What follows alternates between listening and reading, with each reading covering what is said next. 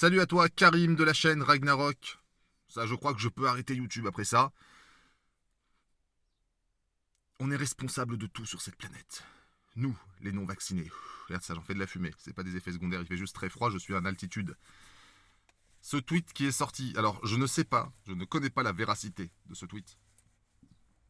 Ça se peut c'est complètement fake, ça se peut c'est complètement vrai. Vu la teneur de la bêtise ambiante, j'ai pas de mal à croire qu'il puisse être vrai ce tweet. Donc on va partir du principe qu'il l'est. S'il l'est pas, bon bah c'était une bonne blague.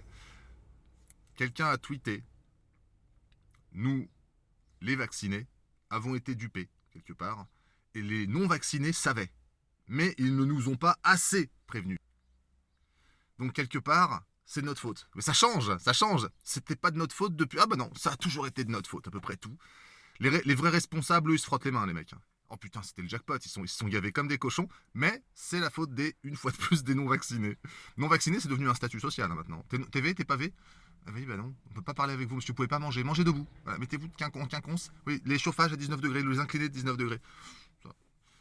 C'est n'importe quoi, putain. Et donc, ce tweet est sorti, j'étais mort de rire. Vous nous avez pas assez prévenus, enfoirés de non-vax. D'accord.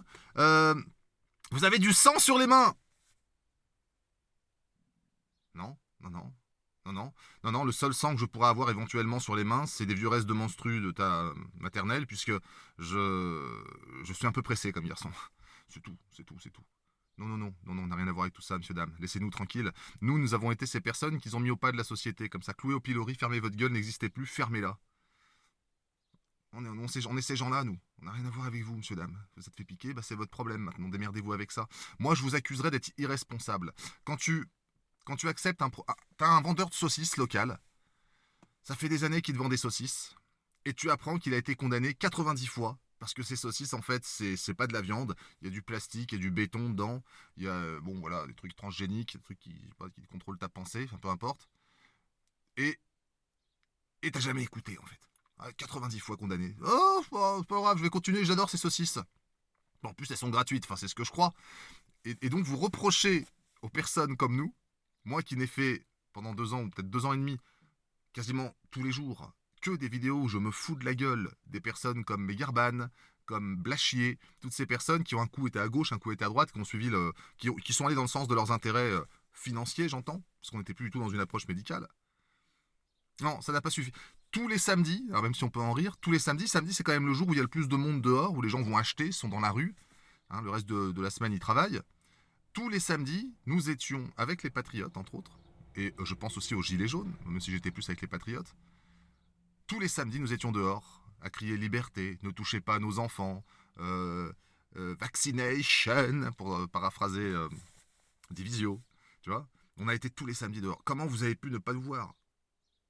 C'est pas possible. Alors certes, les médias ont invisibilisé les manifs, mais nous étions là tous les samedis. Comment ignorer? Pour ceux qui disent ça sert à rien, j'en ai fait partie. Je fais partie des personnes qui disaient il y a encore quelques temps, les manifs, c'est clair que ça sert à rien. C'est pas comme ça qu'on changera le monde. Mais de toute façon, on ne changera pas le monde. Le monde va advenir, quoi qu'il en soit. Il n'a pas besoin de nous pour prendre une décision ou une autre, le monde. Il nous survivra certainement, hein. Et donc nous étions là tous les samedis. L'intérêt de ces manifs, bah, c'est que ça a sauvé certainement beaucoup de monde. Je vous le dis sans détour, hein. Ça a certainement sauvé beaucoup de monde, beaucoup de personnes qui n'étaient pas vraiment informées sur ce qui se passait, qui ne consommaient que les médias mainstream, et qui se sont dit à un moment donné, ah, il y a un autre son de cloche, quoi, qu'est-ce que... Ne touchez pas à nos enfants, qu'est-ce que c'est cette histoire? C'est qui ça, Alexandra Orion-Côte, c'est qui ça? Bah, c'est ces gens, c'est des complotistes. Puis ils ont fini par accepter que nous étions peut-être pas des complotistes, mais simplement des questionnistes. On a posé des questions et on nous a répondu avec un mépris sans égal. Vous êtes des complotistes, vous êtes débiles, faites confiance à la science. Mais c'est Bruno Megarban, la science?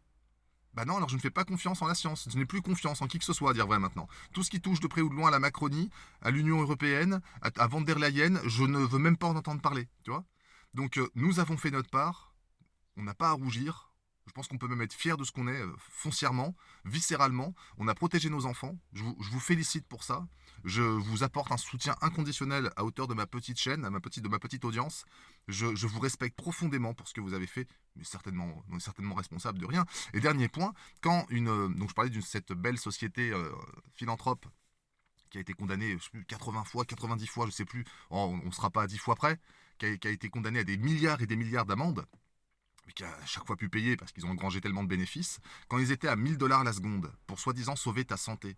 Pas un moment, t'as fait ah ouais, ça fait quand même beaucoup pour des personnes qui veulent juste sauver nos vies. Ça fait quand même beaucoup d'argent. Moi, j'ai un petit PayPal à la con qui va certainement me permettre de me sentir encore un petit peu libre pour vous rejoindre le 17 mars au soir, vendredi 17 mars. On fait une soirée entre nous. Alors, appelle la soirée complotiste si tu veux. Moi, je suis pas complotiste, je suis questionniste. Je le revendique haut et fort.